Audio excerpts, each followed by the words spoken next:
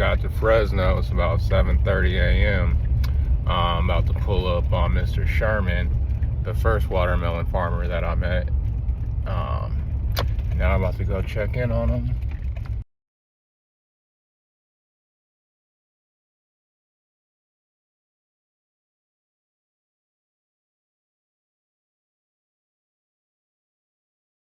Yes, I sure will. Yeah, I could be there in about 20 minutes. Okay, I'll see you then. Okay, all right. Matter of fact, I'm gonna see if I can get some help out here to come and start cutting some of that down. So. Wow, they already started popping up. Oh yeah, and it's there's yeah, that's a seedless, and Are these gonna stay green or they're all turning yellow? Oh no, see, and there's bigger ones. You know what I mean? They're all in different stages. You know, that's a seedless. And this is actually also a seedless too.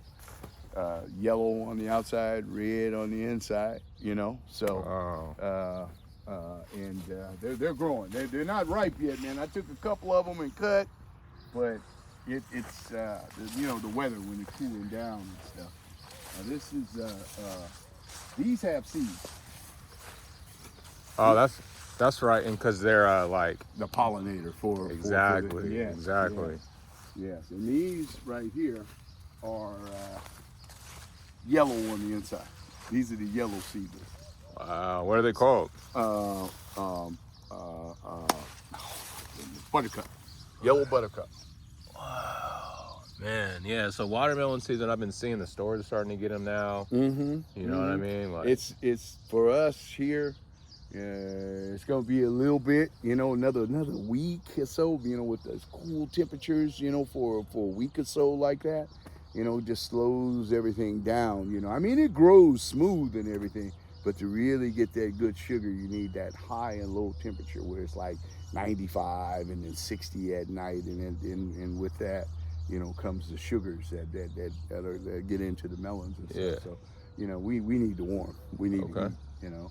But yeah, and this is you get further over here, there's this is still a few of the yellows right in here, you know. You can see them round, that you know, that type. But the further you go in, it's got different seeded melons, you know what I mean? And seedless melons too, different varieties and stuff as you go across. But yeah, man, they're in here. And how long will they be growing, and how long will you be picking? Till probably, I want to say the first part of September. Wow. Right in there, and then I need to get that ground ready back there because I'm going to plant probably the 1st of July another set so that it keeps going. You know what I mean? So. Yeah, but you know, you see them, man. They're all the way down. They're all loading up. So.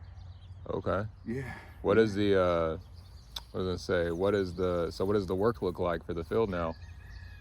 Right now it's just kind of like maintenance stuff, you know, coming in and, you know, doing a little light weeding and everything, and within like I say, a week and a half or so, we'll start harvesting this stuff, and then that's what it's going to be: water, put a little nutrients, harvest. You know, so, you know, picking. So okay, we get into that groove, man, and that's where we're going to stay until it's over. So what kind of bush is this? That is a red-rooted pigweed. It's you know, overseas they say they use that, they eat that, but here all it is an allergen. For me, it's a weed, you know, because it's got thousands of seeds and everything on it. So we need to get that. You know, so you pull these out of here. Yeah, okay. Yeah. Oh, man. But yeah, man, they're coming along. Some of these melons will keep going, and they'll be 25 to 30 pounds in here. Some of them up to 40. So, you know, it just oh yeah, they'll keep. these are nowhere close to even being ripe. So Dang, this is gonna get to 40 pounds. Yeah, they'll keep stretching, man. I already seen some down there that are like close to 30 already. So yeah, they ain't gonna do nothing but keep going. So. And then you got the what is it? You got the sprinkler system and everything. Oh no, this is drip. It's the drip. Yeah, all. So just consistent. That's why it looks like a green mat all the way across. You know what I mean? Lighten up a little bit. Yeah. This is darker green up here. That's an indication of, for me, that particular melon is on its way to start turning color on the inside. Okay. And then you can look at this one over here, same thing. You see that little light down the side, but it's still dark green. It's not ripe, but it probably has a little blush inside of it. The start of red. So. Cool. Did the vines indicate anything? No, it's not the vines. But you can look at this. Look how dark green that is. That's nowhere even. It's white on the inside. Okay. Yeah. And has anyone been known to like eat the vines or use them for anything? No, I'd say not. Not that I know of. What are the what's the common like pest or Aphid? Aphid is the worst. There is a pest called spider mite, and they get underneath the leaf, and they just like the aphid, they suck the nutrients out of it, and it sucking nutrients up from the melons and stuff, and it will kill the vine if it's infested. Yeah. But the aphid, same thing. They're probably the worst. Okay. You said it's all being controlled Biologically. I mean, nature, is taking care of it. Good insects, bad insects. There's no pesticide or anything sprayed out here right now. So, and probably will not be. And I haven't used that in years. So there's a balance going on with the ladybugs and the good insects right now. So everything is doing well. So. Yeah. And isn't there something with the labeling where people are like organic versus all natural? Yeah, well, and that's something that needs to be worked out, because I'm not actually organic, but there's a lot of the practices that I use, and I'm as close to organic as you can get without actually saying that you need to be certified for it. So there actually needs to be a classification for the way that I farm. And specifically, what's that? I would say that is be labeled pesticide-free. So not organic, but just pesticide-free. So organic means that you're using some kind of like nutrients or something like that? Well, more of organic compounds for fertilizers and things like that. I use commercial fertilizers, but that's it. So I don't use any pesticides or anything else over the top of it. So it's just strictly fertilizers. But there needs to be a classification for that. And through some research here recently, I'm starting to locate to where I can even use organic fertilizer that has the right amount of nitrogen in there to be able to feed the plants. So there's a very good chance that next year this could all be organic, actually. So, okay. There's something about the repetition in the hand and the quietness that allows a lot of thoughts to come through. Yeah, I can't tell you some of the things that some of the business aspects, things that I'm involved with come from when I'm out here working, when I'm on the tractor, when I'm looking at plants, thinking, planning ahead and everything. A lot of it comes from when I'm out here working. So, but it's peaceful, and it gives you time for reflection. You know what I mean? So, I love it, man. It's for sure, Keith. So what's your schedule like now that it's like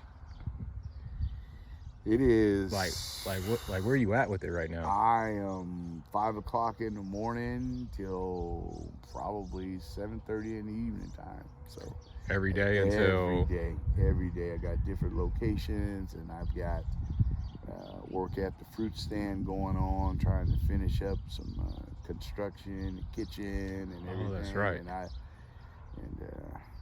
actually getting ready to think about trying to start another little deal with some barbecue and stuff at a different location. But you know, it's on the drawing board. So I'm gonna get somebody else involved with that, because there's just not enough of me to go around. But get some other people involved with trying to do a few things. So. How many different farms are you running right now? Three. They're not huge, you know. There's two 10-acre pieces, and actually it's 4, and 2 like 3-acre pieces. So it's a total of about 26 acres altogether. It would be nice if it was all in one spot. You keep from having to jump around and move equipment and stuff. But for right now, until I'm able to make the purchase of the permanent farm area, it'll just have to do. Okay. You know, for right now, but that's coming. Yeah.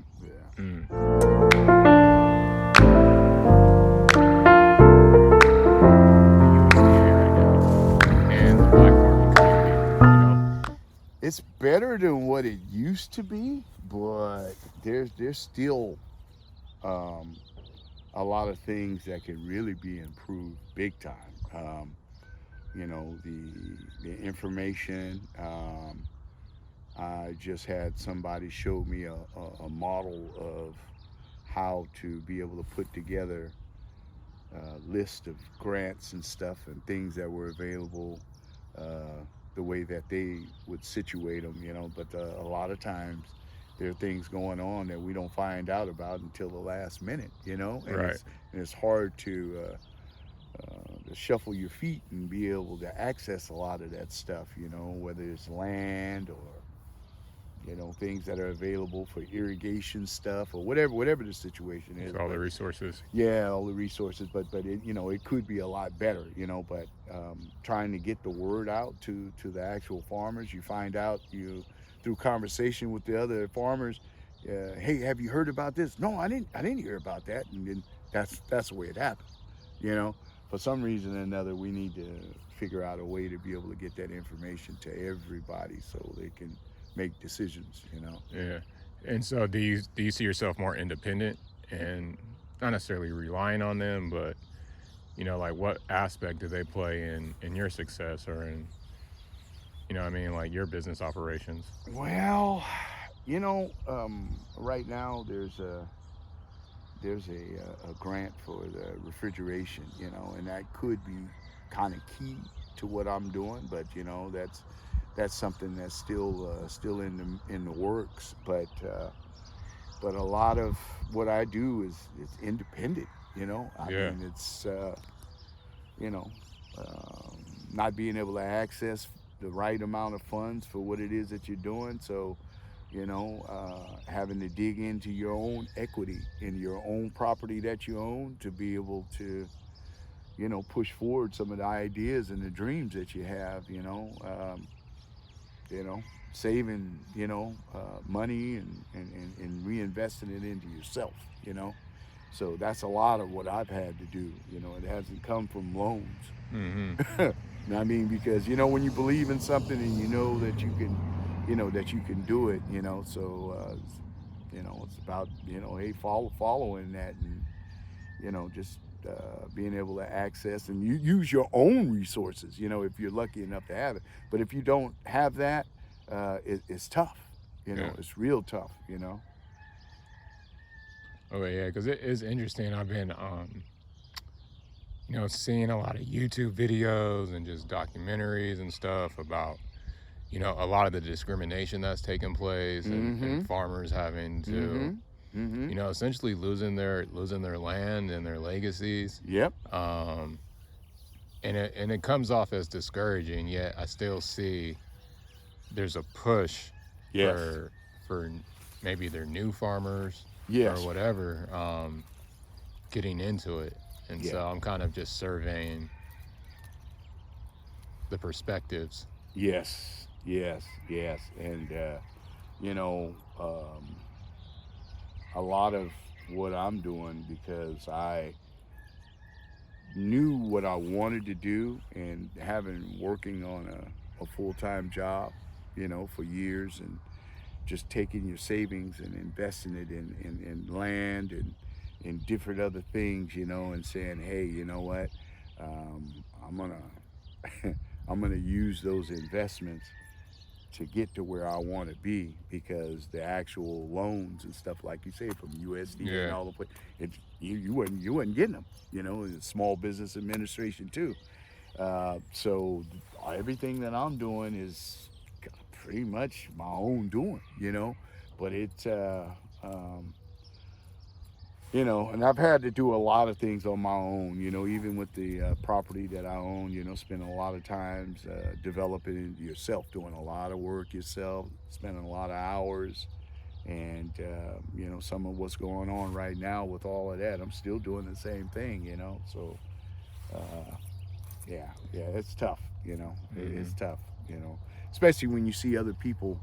Um, you see buildings being built, you see them purchasing property, you go, well, hey, where did all that come from? And they're getting funded, in ways, and then our people don't seem to be getting that, guys. A lot of guys got great ideas, but they're not able to access that. And why? Yeah. So, yeah, yeah, yeah. In that spirit of like doing it yourself, and having to not rely on the government assistance and stuff, for a new farmer or an aspiring farmer, what would you recommend as common potholes or simple things to look out for as far as getting started? Don't try and do too much. Start small, and so you can understand all the aspects. Yeah. From buying seed to nutrients to your markets, where you're going to sell it. Make sure you think about everything that you can possibly think about. And then if it seems like it's tough, then start thinking about how you can creatively get around obstacles. And because that you're going to have to, whether it's not having the right equipment, hey, is there a neighbor, or do you know another farmer that could bring some things over, help you out with your equipment and stuff until till you get going well enough to be able to purchase your own. Just all kinds of things, creative ways to be able to save money, and to be able to get you in the door, so you can get a feel for what it's like. But you definitely got to have a place to be able to sell stuff, and to research those markets and stuff. And it's just like right now. So it's not just the farming. No, no. It's so important, because you can't exist unless you're selling. It's a profit thing. You're making money. I mean, if you just want a hobby and you just do it in your backyard, that's one thing. But if you're actually looking to sell and actually get into the business of agriculture, there has to be you have to have markets. You got to have the markets, and those are things that I've been working on and developing. And it, a lot of that stuff doesn't have anything to do with the USDA. You know what I mean? So, yeah. Yeah, and you literally are creating your own market. Absolutely, absolutely. And recently dealing with a couple of different entities. There's been some doors that have been opened to some pretty major markets. Right. And that's been helpful, and that's still developing, and we're going to see this summer how that develops. But there's other independent markets and everything that I'm tapping into, like statewide, and it's You know, it's the only way that you can compete. Mm-hmm. You know, so and with that, you know, some of the other smaller farmers, you know, I'm hoping to reach out and help them too. You know, be able to develop and you know, open up markets and stuff for their product to get there, because I mean, that's so important. You know, to be able to have a place to sell. So, Yeah. yeah. So this is something else. Let me ask you this: where do you get your business mind from? My mom. I think so, and my brothers too. You know, and you know, going to school, being able to say, hey, you know, whatever it is that you want to do, just think it through, research it, and find out if it can be done. And don't fool yourself. You know what I mean? Be honest with yourself about what you see and what's out in front of you. And then you find out whether or not it's doable or not. So you know, that's the same thing I used to tell my kids too. You know, I said, hey, you know, you be honest with yourself.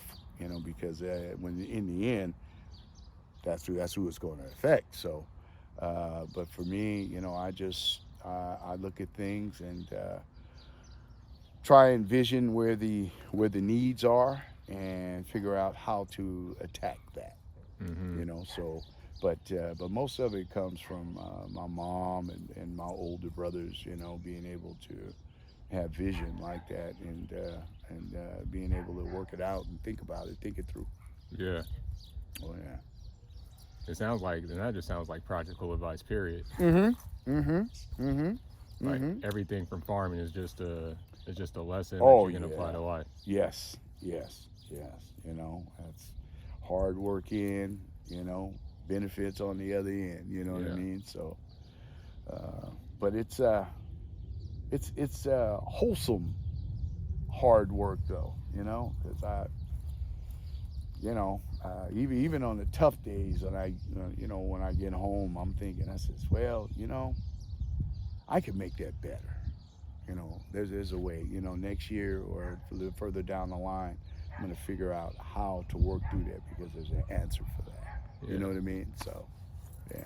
All right. And then another one I want to ask about is like family legacy and like kind of like continuing this farming. Yeah. Right. So you have kids. Yeah. How many kids do you have? Just the two, and it's mostly my son that's been involved, and you know, he has a full-time job, but he is starting to become more involved with what goes on out here at the farm, which I'm happy about. And so he's still young, and I'm trying to encourage him to, you know, to hang around a little more, you know. Yeah. And he is, but he's got a lot on his plate, because he has to understand what's going on with the market. You know, try and find out what's going on out here, and then hold down a full-time job too. You know, so Sure. he's got a lot of territory to cover. So, you know, we're walking it through. But he needs to understand everything, and he seems to be willing to do that. But you know, along with that too, you know, I'm hoping to connect with some other young people that are interested in it, and give them what I got, you know, if they want to get into it. But you know, one of the main things that I want to accomplish is to get the market completely open, running, operating, to where I can have this model that other young blacks that want to get into it can see that it can be done. You know, it's the control from the farm, from the planning to the shipping, selling, you know, retail, you know, wholesale, retail. You can control everything, you know, and it's work, but it's doable. So you know, I want to be able to show that, hey, you know, we can do this. You know, Yeah. it's happening right now. You know, it just all of the loose ends to where, you know, it can all operate smoothly, and you know, to where it's put together, where somebody can look at it and understand that, hey, this is how it can be done.